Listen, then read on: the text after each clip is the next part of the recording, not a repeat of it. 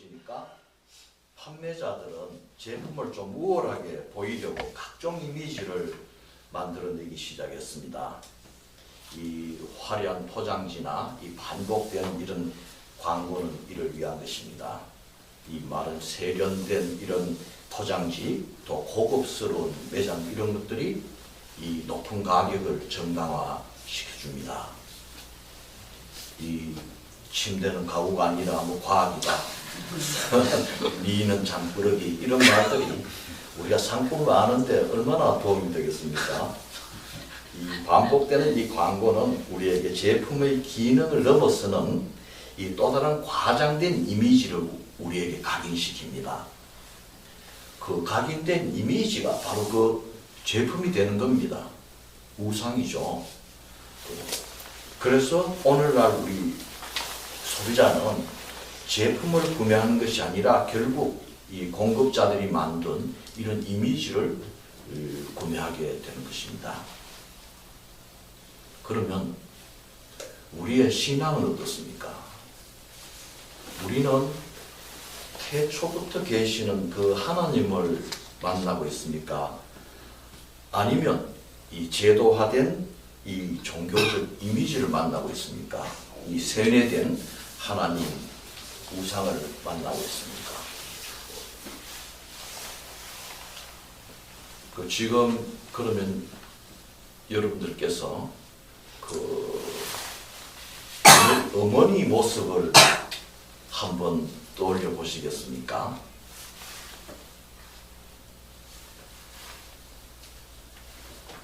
아마도 지금 머리에 이렇게 떠오르는 것은 어머니 이 평상시에 보았던 이 우리들 모습을 바탕으로 해서 기억된 것일 겁니다. 그러면 여러분들께서 지금 하나님 모습을 한번 상상해 보시겠습니까? 어떤 형상이 떠오릅니까?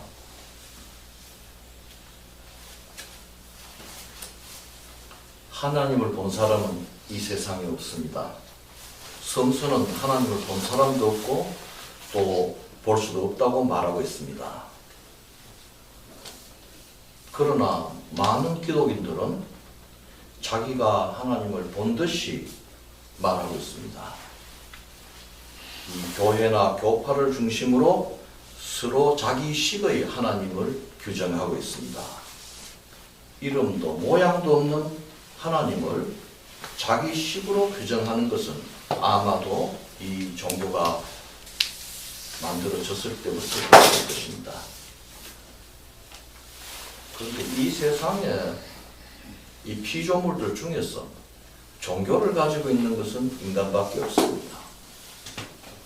새들은 교회에도 절간에도 자유롭게 이렇게 날아다니지만 세상을 이렇게 다스리라는 인간은 현재 종교로 갈기갈기 이렇게 찢어져서 나누어져서 살아가고 있습니다.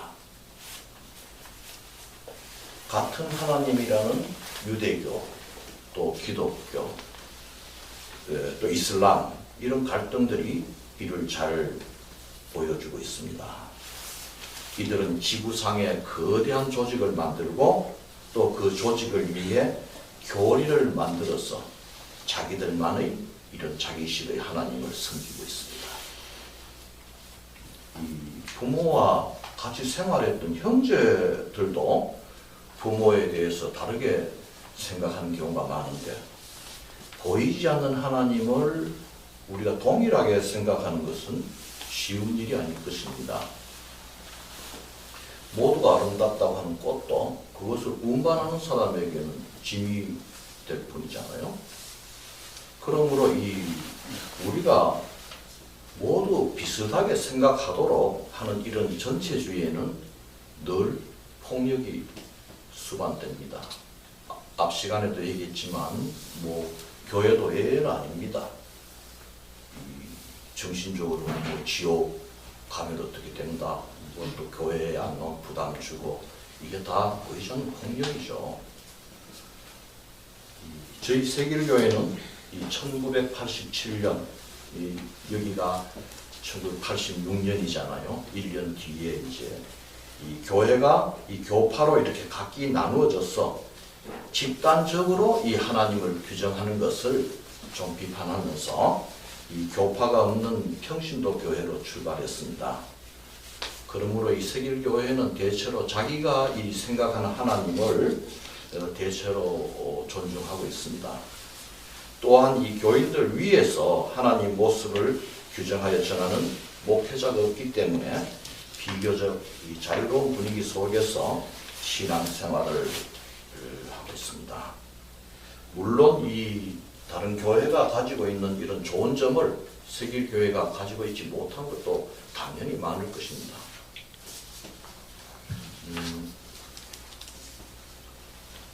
세길교회가 이 평신도 교회로 출발한 이 성서적 근거는 이 베드로전서 여러분은 모두 왕과 같은 제사장이라는 이런 만인 제사장들과 또 이 조금 전에 읽었던 그 마가복음 그 예수께서 돌아가시자 성전 휘장이 찢어졌다라는 이 구절에 두고 있습니다.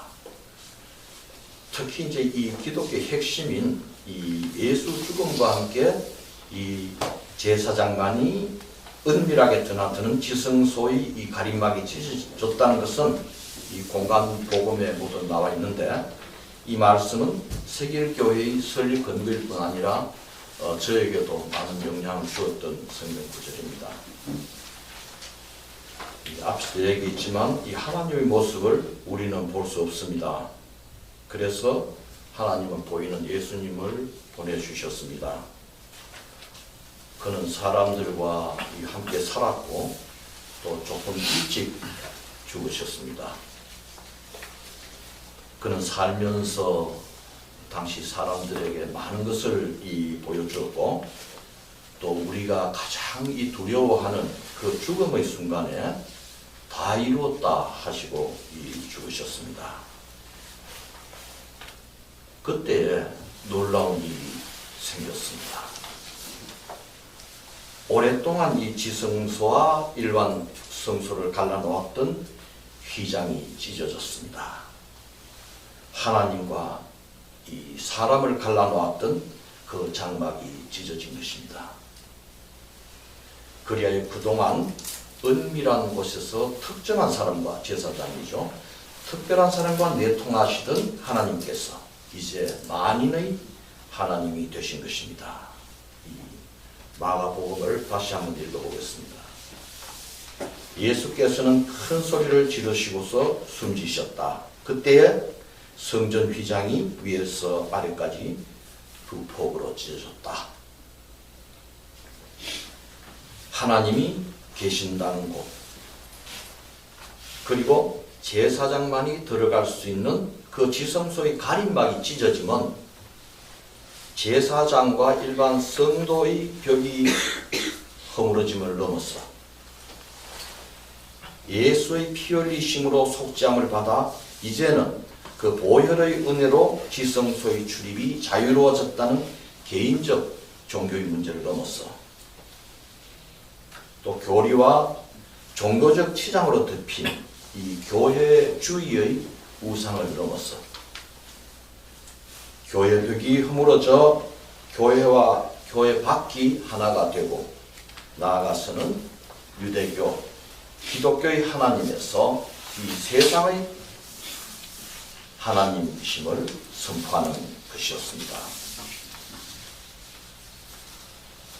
약한 자나 선한 자 모두에게 골고루 햇빛과 비를 내려주시는 하나님을 선포하신 것이며 우리를 자유롭게 하는 그 진리가 이제부터는 기독교의 진리가 아니라 이 세상의 진리임을 선포하신 것입니다.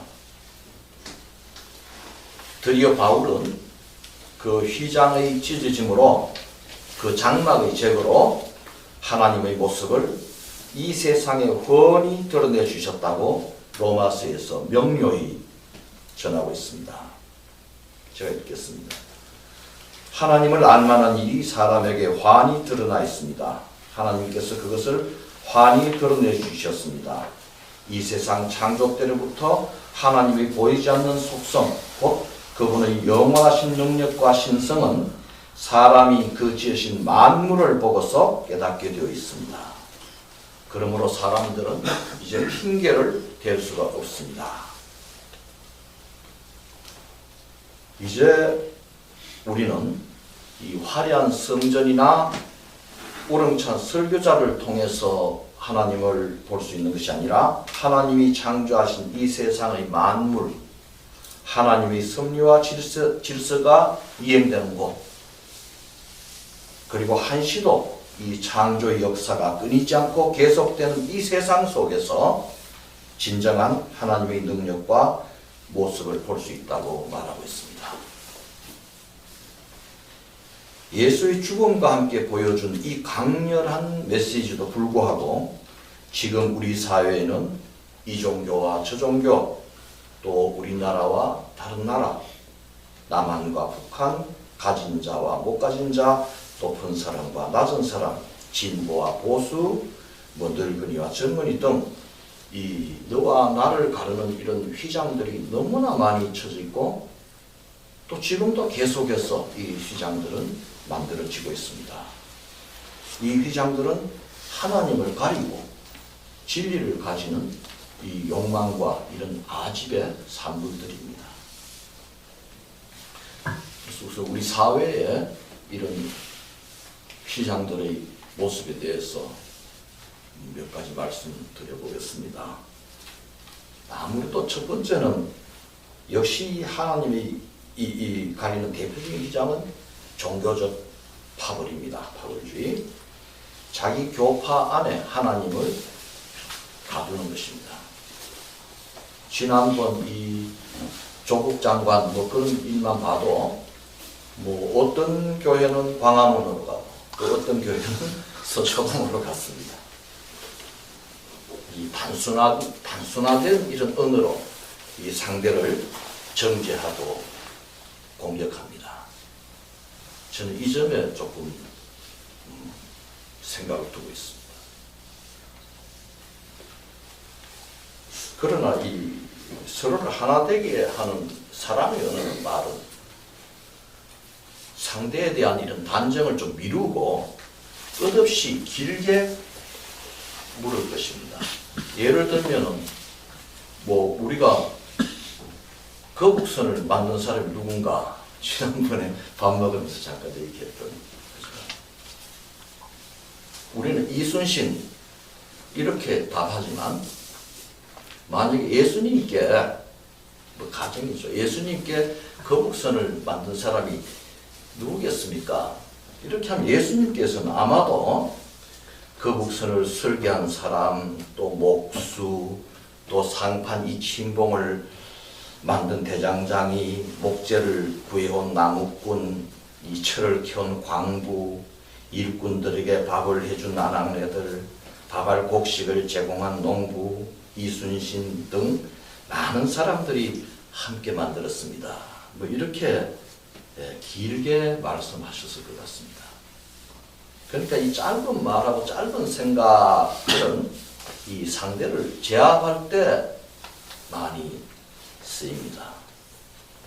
이 두 번째는 이제 제 아는 사람 집안 이야기인데, 제가 아는 사람은 이제 7남매 중에 막내인데 그 7남매들이 참 사이좋게 이렇게 지냈습니다. 그런데 저도 잘 아는데 둘째 누나, 제 아는 사람 막내니까 둘째 누나에게 어느 날 신이 들렸습니다. 저도 참 상당히 놀랐어요. 그래서 이제 집안에 이 신당을 꾸며놓고 가족들에게 와서 할아버지 신한테 좀 인사하라고 이렇게 권했죠. 그러니까 특히 이제 그 위에 둘째 누나 위에 첫째 누나는 교회 다녔는데 계속 이런 식으로 말하니까 굉장히 부담스럽고, 또 제가 들은 이야기는 큰 누나에게, 첫째 누나에게 자꾸 병원에 가보라고 또 그런 얘기도 하고 하니까 모두가 그 마음씨 좋은 둘째 누나가 제일 잘 베풀고 했는데 싫어했어요. 그래서 이제 제일 위에가 형님, 큰형님이, 장남 큰형님이 이제 가족들 모인 데서 네가 신을 믿는 건 좋은데 이제부터는 가족들이 모인 데서 그런 말 좀 하지 마라. 앞으로 계속해서 이렇게 말하려면은 그 형제들 앞에 오지 말고 네 신이나 믿어라. 뭐 이런 식으로 이제 얘기를 했습니다. 그런데 이제 그 뒤에 또 반전이 일어났어요. 계속 병원에 가보라고 했는 그 큰 누나가 우연히 교회 다니는 사람이죠. 병원에 갔는데 급성 종양이 뭐 이렇게 악성 종양이 이렇게 있어서 의사가 빨리 안 왔으면 큰일 날 뻔했다고 그렇게 얘기했다 그래요. 그래서 참 모두 집안이 이상하게 됐죠. 이래도 무슨 말할까 좀 두렵고 뭐 저라도 그렇지 않겠습니까? 그래서 이제 우여곡절을 겪은 끝에 이제 근래에는 그래 뭐 교회 다니는 그 큰 누나도 그 신방이 뭐 신당 그 좋아서 뭐 가겠습니까? 그냥 이제 우애간에 이래 해서 이래 가지고 그런다 그래요. 그래서 옛날처럼 뭐 잘 지낸다고 합니다. 그래서 이 집에 이제 큰 휘장이 하나 그친 거죠. 왜냐하면 이제 우리 잘 알듯이 이 하나님은 이 세상에 형제들끼리 잘 지내는 것보다 더 중요한 것은 없다고 이제 이렇게 말씀하셨지 않습니까? 그리고 이제 이 세 번째는 몇 년 전에 있었던 그 통진당 그 이스키 아로 사건입니다. 그 알만한 사람들은 다 알지만 이것은 허구입니다. 저는 동네에 친구들이 있어서 잘 알고 있습니다. 혹시 친구들이 내한테 거짓말을 해서 아주 자세하게 조사했습니다. 그래 이것은 이 지난 정권에서 이 종북 프레임, 이 보수 언론을 동원해서 종북 프레임을 아주 철저하게 만든 겁니다. 그래 얼마나 철저했으면 당시 그 민주당 의원들조차도 종북 프레임이 두려워서 이석기 제명안에 동조했습니다. 동네에서 종북이다 이렇게 낙인 찍힐까봐 그렇게 동조했습니다. 저는 이 동네 이런 일 보면서 이 진리를 가리는 참 종북의 휘장이 우리 사회도 이렇게 두텁게 이렇게 쳐져 있구나 하는 것을 알 수 있었습니다. 뭐 이건 정치적 이야기가 아닙니다. 그리고 또한 이제 이 권력에 속한 집단이 뭐 이거 좀 야든 여든 마찬가지입니다. 뭐 여러분도 정치인들 많이 경험해 보셨을 겁니다.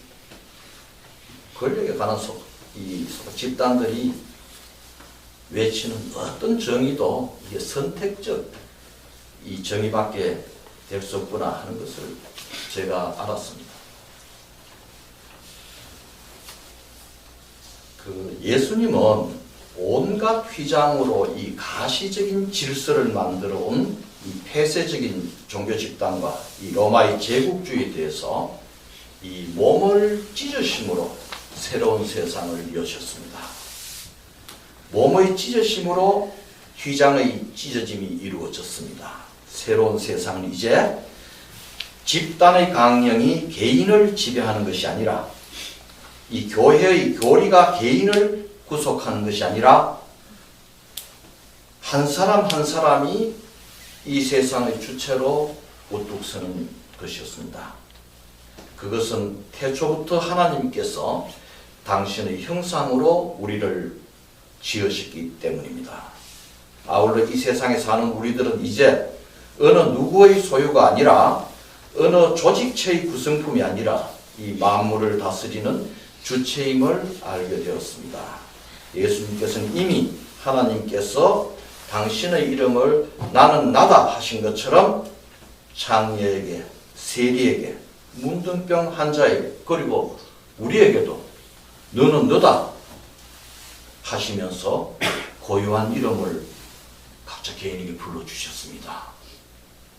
정말 이 기독교의 핵심이죠. 저는 그렇게 생각합니다. 우리가 전부 뭐 나달처럼 살아가는 이 자본주의 세상에서 이 기독교의 가장 소중한 그런 뜻이라고 저는 생각합니다.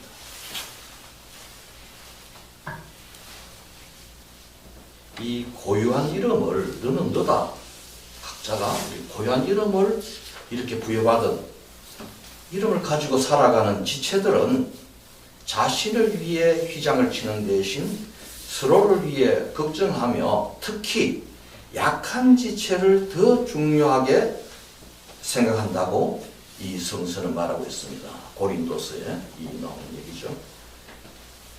이 하나님은 바울을 통해서 이 휘장이 붙여진 이 하나님 세상을 이렇게 훤히 보여주셨습니다. 저도 이 제가 본 것을 하나 말씀드리고 마치겠습니다. 제가 아마 한 20대 중후반쯤 됐을 때 저는 이 노동자들이 이렇게 가는 그 인사동 흐름한 이 식당에 간 적이 있습니다. 밥값이 기억은 잘 안 나는데 한 5만 하지 않았을까 이렇게 생각됩니다. 그때 이 밥때가 좀 지나서인지 이 사람이 없었습니다. 식당에는 이 사람이 없었고 저쪽 안쪽에서 이 주인 아주머니가 이 식사를 하고 있었습니다. 그때 이제 이 식당 문이 열리면서 오늘처럼 이 밖에 비가 오는지 이 비닐을 이렇게 덮어쓴 할머니께서 문틈에서 나물 안 사? 하고 이렇게 말씀하셨습니다. 그래서 주인 아주머니가 안 사? 하고 이렇게 대답했죠. 그 할머니가 문 앞에서 이렇게 돌아서 나가려고 하는데 갑자기 이 식당 아주머니가 그 할머니 밥 먹었어? 하고 이렇게 물었습니다. 그러자 이 할머니가 먹었어? 하고 이렇게 나가시려고 하는데 아주머니가 벌떡 일어나서 그 문 쪽으로 가서 할머니를 끌어당겨서 식사하는 자리로 데리고 오셨습니다. 또 할머니가 이제 나 밥 먹었는데 하면서 이래 자리에 앉으셨어요. 그래서 이제 이 아주머니가 밥을 풀어 가시는데 내가 밥 푸는 걸 이렇게 자세히 봤습니다. 보니까 밥을 이렇게 쑥 이렇게 푸셨습니다.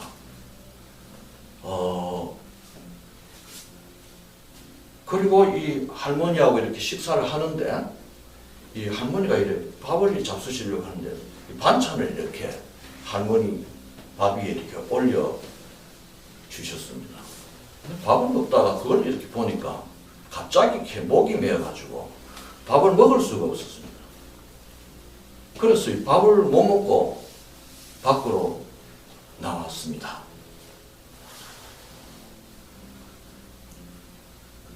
그 아주머니는 그 할머니를 이래 처음 보는 사람 같았어요.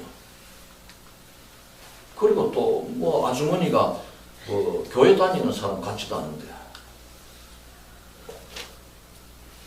그래서 제가 이 밖으로 나오니까 이 비는 그치고 좀 흐렸는데 그 식당 옆에 뭐 디아카라든지 가로수 또 이 지나가는 사람들이 정말 새롭게 보였습니다.